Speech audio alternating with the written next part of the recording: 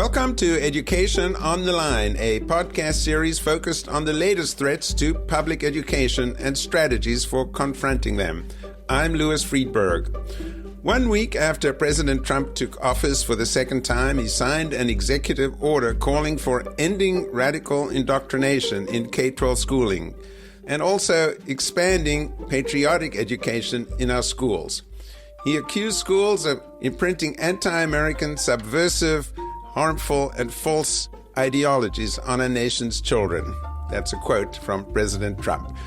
Much has happened since then, and as we near the 250th anniversary of the founding of the nation, I want to look at where things stand today on the patriotic education front and more broadly in the context of civics education and whether we are making any headway on that front as well.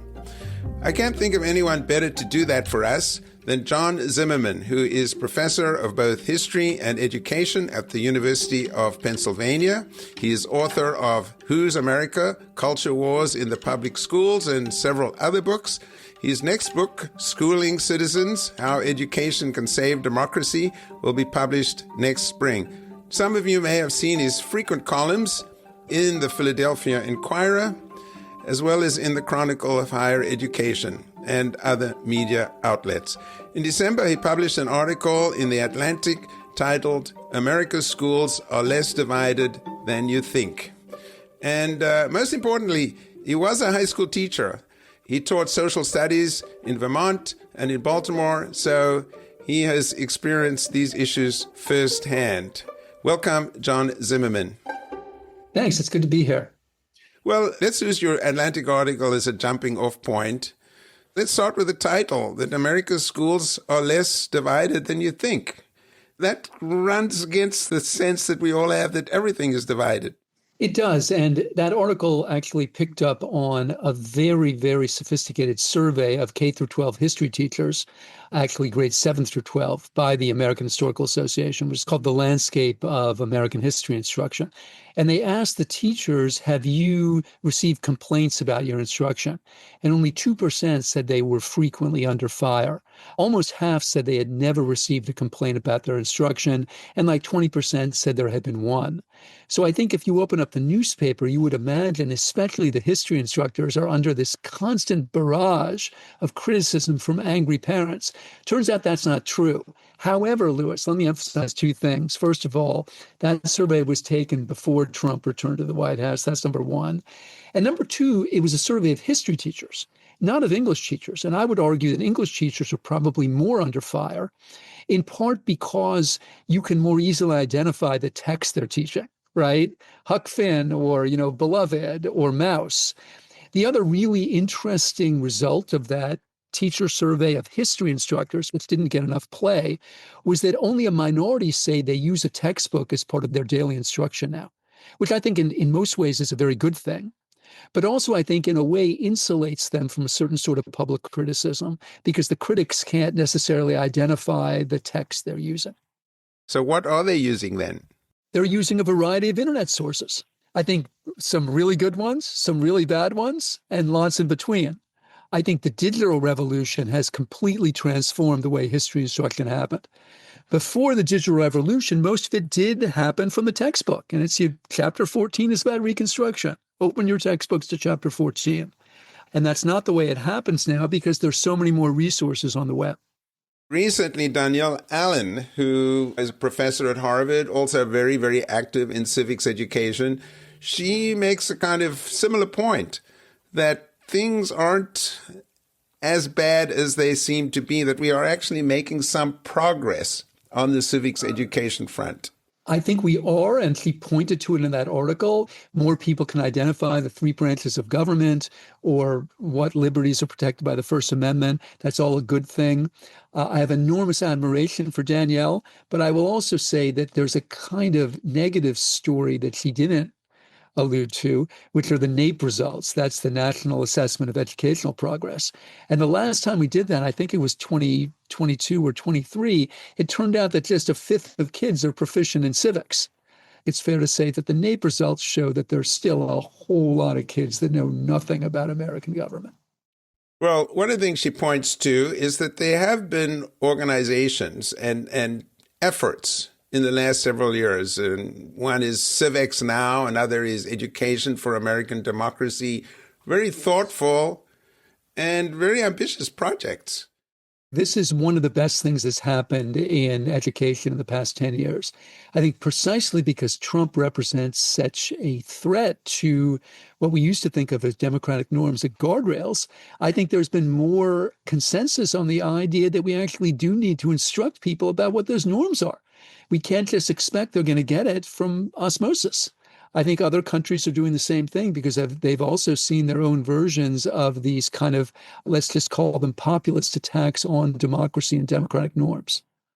There's often a sense that there are all these programs, initiatives, and really they don't have any impact. I mean, there is a kind of edu-pessimism, as it were, that nothing is working. I think it's too easy to doom scroll. And I would just say most globally, in the most abstract sense, the good news is that, frankly, there's more attention to civics and civic education. That has to be a good thing. I think it's bipartisan. And I think there is this growing awareness that we need to instruct people in the traditions and norms of democracy. They're not just going to pick them up from the atmosphere.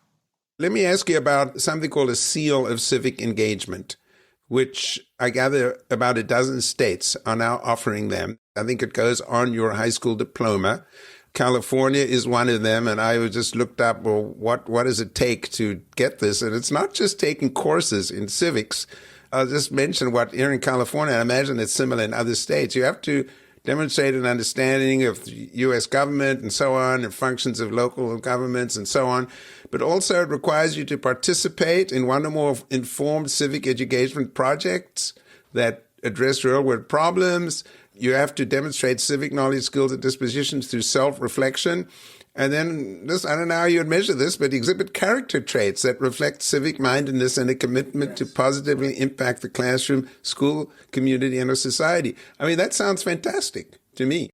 It is. And again, we should celebrate all of that. And to me, in everything you just recited, the verb participate is the most important one, because civics is not just a matter of knowledge. It's a matter of practice. Of course, everybody should know the three branches of government and how a bill becomes law, for sure, right? But they also need to develop a set of skills that you need to be a citizen. And those skills aren't just a matter of knowledge, they're a matter of practice. You have to engage, which is why I like the title Seal of Engaged Citizenship. Those things aren't natural either. Nobody comes out of the womb being a good citizen.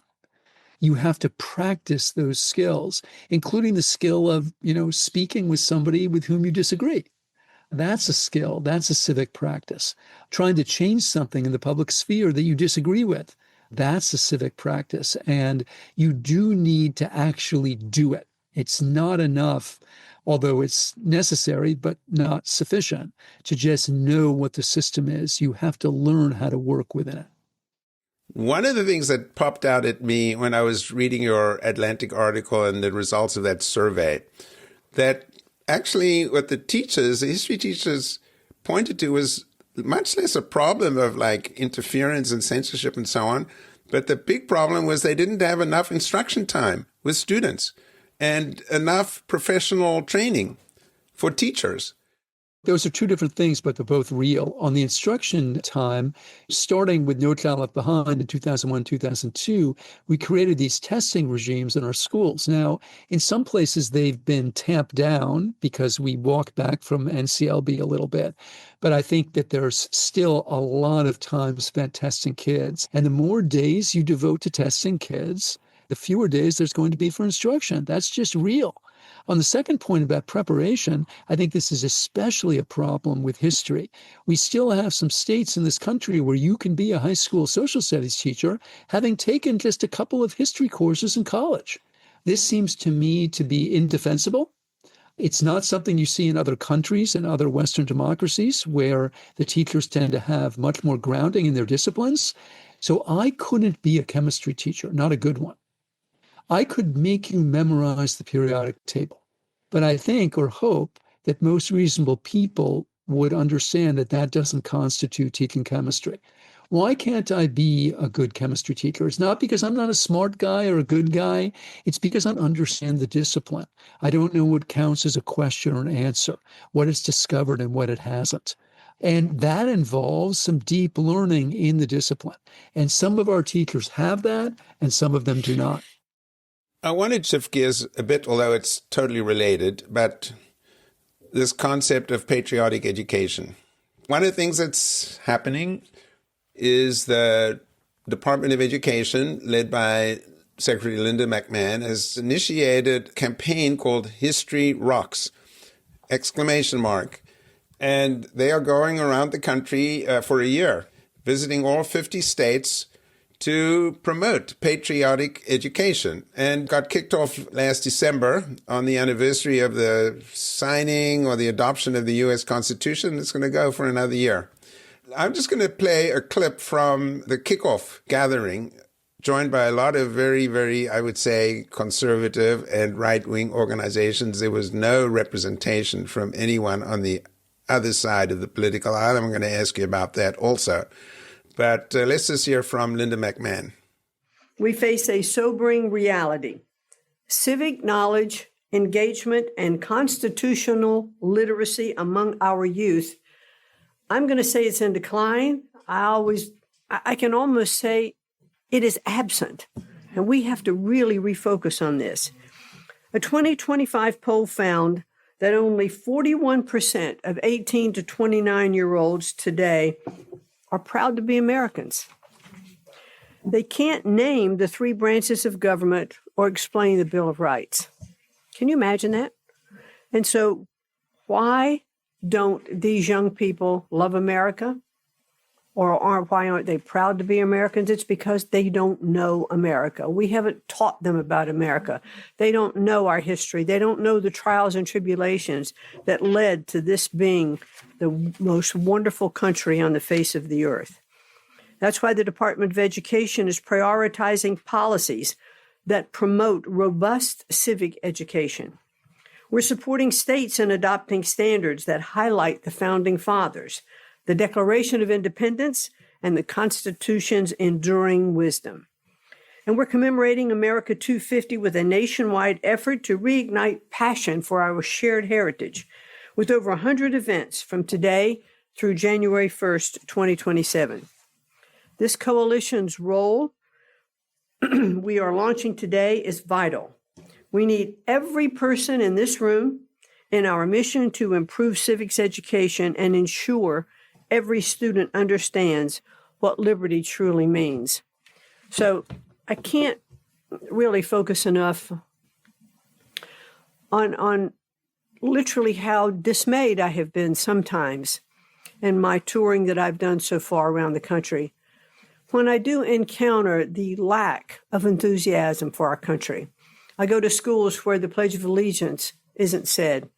And I can't understand that. I mean, I bet most of you in this room, or a lot of you in this room, remember that was the first thing that happened every day in school. You said the Pledge of Allegiance. And where I grew up in the South, you also said the Lord's Prayer. I understand that that's maybe not the right thing in every school. But we have to restore this love of patriotism. We have a president who takes the flag and hugs it. I mean, let's see if we can't bring back that spirit of love and devotion to our country. Jon Zimmerman, I'm wondering what your reactions are. Love of country? Well, look, Louis, on the one hand, she's saying we need more knowledge about our history, which is something I endorse 100%.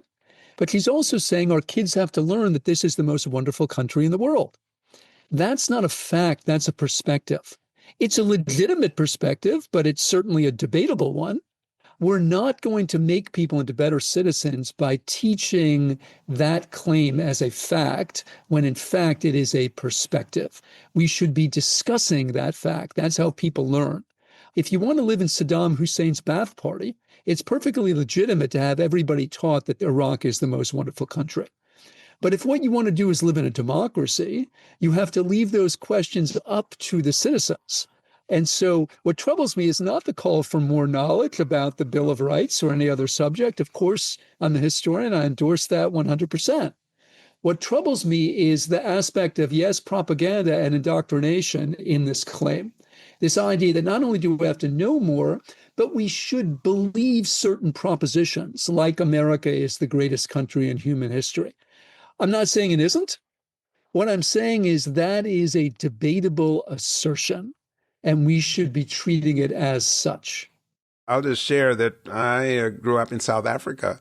History for us consisted of a book written by the government, approved by the government, that we would open the book and the history teacher, Mr. Skillicorn, would underline, say, learn this, this will be on the exam. And it was all about the Great Trek and how the Afrikaner settlers came. There were no black people there. They happened to be somewhere else in Africa on some migration pattern, so they didn't occupy any land. And it wasn't history, this was propaganda. So I experienced that. And that's precisely what the Trump administration is engaged in. I mean, earlier you referenced the executive order about patriotic instruction. It's called the anti-indoctrination order. But ironically, it calls for indoctrination in its first sentence. There's another great irony here, Louis, that we shouldn't miss, which is the party of Donald Trump and Linda McMahon, ever since Jimmy Carter created the Department of Education, has been calling for its elimination on the grounds that education is or should be a state or local concern, which, they're right about this, historically, for most of our history, it was. Isn't it a little bit ironic that the same party that is demanding the end to, and in some ways has succeeded in destroying the Department of Education because schooling should be a state and local matter, is issuing these executive orders from Washington, D.C. without any precedent whatsoever? In many ways, that represents the greatest centralization of national and federal power. You're a historian, and I've been in the United States basically since I was 18 years old. So I've seen, and covering education, so I've seen fair numbers of, what shall I say, different trends, initiatives, strategies. But I haven't seen this kind of emphasis on patriotic education. We've always argued over what our history should do and say. And that's, by the way, I think a good thing and a necessary thing in a democracy. There shouldn't be a singular narrative about what America is. Americans disagree about what America is. They disagree profoundly. So we've always argued over that. And there have always been voices, especially on the right, who've wanted to inscribe what we maybe will call an American exceptionalist, a highly positive and glorious view, always. But to my earlier point, they've mostly been actors at the local and state level. I think one of the phenomena that the political scientists have underscored that's happened really in the past quarter century is that all politics has become national politics. You know, Tip O'Neill famously said during the Reagan era, all politics is local. I think that's no longer the case. And I think that what we're seeing is the, if you will, nationalization of a question that usually did not take place at national levels. So to answer your question, Louis, there's nothing new about the impulse. I think what's new about it is the level of government that the impulse is getting instantiated in. But what advice would you have for people at a local level? Because there are disagreements. How do you deal with issues like slavery? How do we deal with, in California, the Japanese internment camps and so on? Currently, we have so much tension around how we deal with Palestinian rights and Israel and so on. How does one deal with these difficult issues? And you've written a book on teaching controversial issues. We should let our students in on the little secret. And the little secret is just what you expressed. We disagree. By the way, they already know that at many different levels, right? And yet, as for your South African example, we persist in trying to pretend that there's a single narrative when there isn't. It is a fact that we disagree about our country. That is not an opinion. It's a fact I could document in 1,000 ways.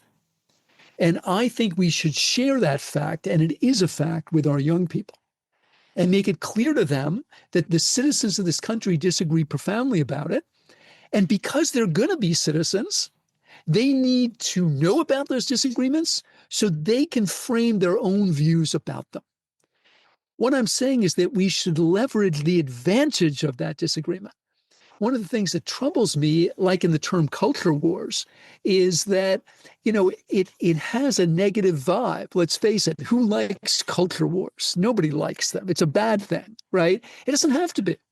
If in fact we can leverage the advantage of it and we can engage the students in precisely the deliberations that we're having. That's what I think schools should do as part of if you're asking me what citizens should do, I think they should raise their voices. It's always a little both distressing and amusing to me when I hear my fellow people on the left say, these Moms for Liberty people, what do they know about schools? Why is it their business anyway? Why don't they butt out? When I was a kid in the 1960s in America, just like you in South Africa, Louis, the textbooks taught, if they mentioned the subject at all, that slavery was a beneficent institution, mostly developed by well-meaning white Christians to civilize savage Africans. That's in my lifetime. Now, why did that change? You know why it changed? Because of citizen groups. The NAACP and the Urban League appointed textbook committees who actually went and looked at the books and demanded that they change. So if your thesis in Moms for Liberty is that the citizens should just butt out, well, go backwards in time. If the citizens had butt out, maybe we'd still be teaching that garbage about slavery. So the answer is never butt out. That's a loser in America. Butt in. Butt in. If you don't like what they're teaching, raise your voice. And just to clarify, or the Moms for Liberty is the right-wing group. The Moms started in Florida, expanded around the country. I agree with nothing about what they want, but they have every right, I would even say the duty, Louis, to raise their voice about what they like and don't like. And the rest of us, I think, have both the right and the duty to challenge them. There are many reasons that Terry McAuliffe is not the governor of Virginia, but the biggest reason is, I think, a week before the election between him and Glenn Youngkin, he was asked about, Loudoun County getting rid of Toni Morrison's beloved, and he said, I don't understand why these citizen groups should have any say in what the schools teach. They should just butt out. And again, I think he was wrong. If there's something you don't like, butt in. Don't tell the other guy to butt out. Right? That's not the American way. The American way is butt the F in. Butt in. A lot of teachers feel passionately about these issues, and they have their own opinions. Isn't it hard to keep your own feelings? I mean, not just feelings, but based on study or whatever. You were suggesting having a more even-handed approach. Isn't that very difficult? Well, here's the thing. I think you can actually express your view, but still have an even-handed approach. The classic text on this was by Alexander Meiklejohn, who was the leading civil libertarian of the early 20th century. And he wrote several essays about this subject where he said, to your point, Louis, teachers are political actors. They live in a political world. They're citizens just like you and me.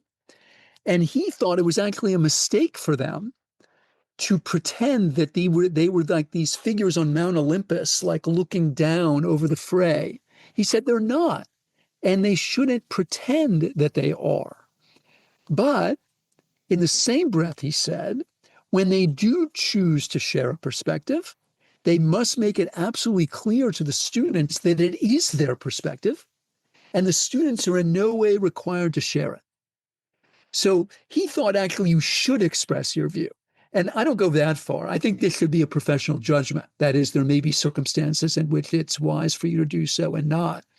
But I think the larger point that I agree with Meiklejohn about is when you do, you have to be honest and transparent about what you're doing and say, look, I'm a Democrat. I was brought up in a liberal Jewish family. This is my view of the issue. It doesn't have to be yours. It may not be yours. But I'm trying to be honest with you because I'm a human being in full. I'm not a god on Mount Olympus. Meiklejohn's famous aphorism about this is slaves can't teach freedom.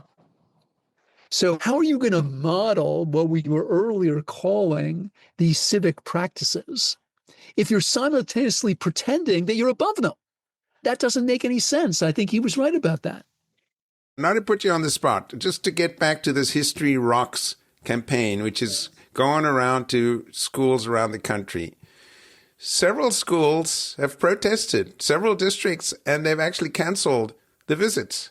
My understanding is that the content is not as political as you would think. They are not going in there and trying to justify practices that are clearly problematical.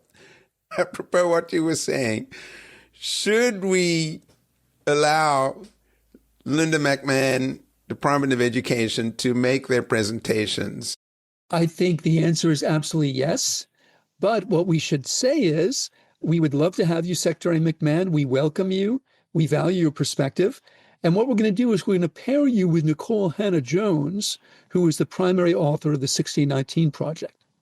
She takes a very different view of American history. It's not the History Rocks view. But what we value, again, is we value the individual judgment capacity and autonomy of the citizen, the current citizen and the future one. So you are the Secretary of Education, but you also represent a certain a strata, a certain perspective in America and in American history. We value that. But we also know the fact, and it is a fact, that not everybody sees history the way you do. Again, that's not an opinion. That is a fact. And because we teach facts, we're going to teach that fact. That is a fact. And we're going to bring in Nikole Hannah-Jones, and you will present your History Rocks presentation, and then she'll present her view, her 1619 Project view. And then the students in the audience, they will deliberate and discuss which of these views they think better captures the American past. That would be democratic education with a small d, not a capital D, not a Barack Obama, Bernie Sanders, capital D, small d, because that exercise embodies the skills that we need to be citizens. So if your question is, should Linda McMahon's view be the only view presented in an American school? The answer is no.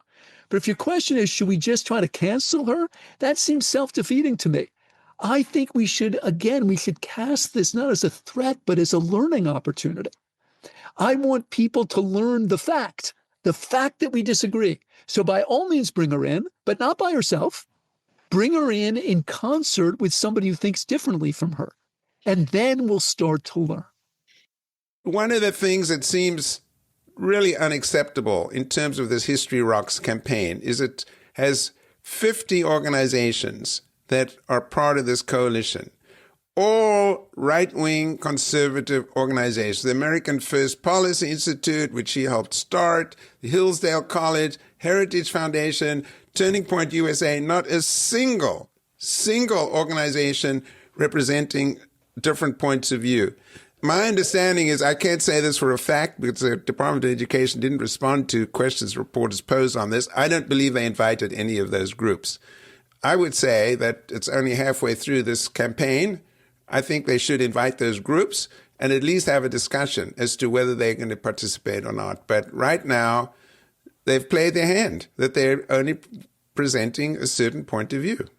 I've looked at some of the materials, and here's the way I would describe them. It's not like they say slavery was a great thing, and it's not even that they deny the presence of it. Of course, they don't. And I think it's a misrepresentation to imagine that they're simply denying the presence of slavery, which, by the way, was what the textbooks historically did. And so this is a good thing. But I also think it's fair to say that they downplay slavery in the sense that they depict it as an aberration from an otherwise glorious norm. Okay? And again, it's not that that's wrong, quote unquote. That's a very distinct perspective, and not one that Nikole Hannah-Jones and the 1619 Project share. If you look at the title of the 1619 Project, 1619 refers to, the first year that enslaved Africans came to American shores. And so she doesn't see this as an aberration. She sees this as part of the very founding and the meaning of the United States. That doesn't mean she's right either or wrong. Right? It means that simply because you include slavery doesn't mean you're just telling the truth. No, you're going to be telling your truth because you're going to be interpreting the meaning of slavery within a broader narrative. This History Rocks campaign presumably is using taxpayer money to travel around the country. And again, we accepting these things, they seem so normal during this Trump administration, but normally, you would expect the Department of Education to incorporate all points of view, not using taxpayer money just to promote certain groups, very slanted points of view of history. All the more reason why people that object to this rather narrow and limited perspective should raise their voices, which, by the way, they are. And I think more people should. Like, if you don't think that your school should be teaching the perspective we're talking about, you should complain. Absolutely. There's nothing more American than that. Well, you heard it from Jon Zimmerman. Complain. Get your voices heard. Or kvetch, if you will. You could kvetch as well. Yeah. Kvetch as well. We should not be retreating at this point, but engaging. Yeah. And this has been a very important discussion. I really want to thank Jon Zimmerman, Professor of History and Education at the University of Pennsylvania. He's the author of Who's America? Culture Wars in the Public Schools. His next book, Schooling Citizens, How Education Can Save Democracy, will be published next spring. Thanks so much for joining us today, Jon Zimmerman. Thank you, Louis. It was fun. And on that note, we have to bring this episode of Education on the Line to a close. Our producer is Kobe McDonald, and our advisor is Pedro Noguera, Dean of the USC Rossier School of Education. Our sponsor is the Hewlett Foundation. Please subscribe to Education on the Line wherever you get your podcasts. I'm Louis Freedberg. Thanks for joining us.